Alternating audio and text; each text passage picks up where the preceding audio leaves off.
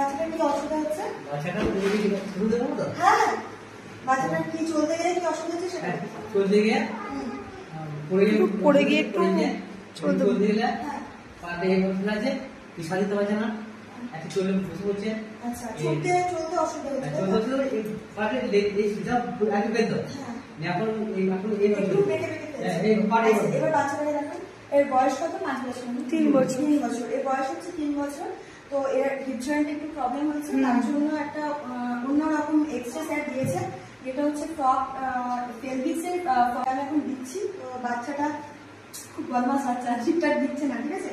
তো দেখো এই যে এইরকম হবে, হ্যাঁ এই হবে। আপনি এদিকে চলে আসুন বাবু, হাত দুটো এখানে আমি ধরছি, হাত দুটো এই হবে। হ্যাঁ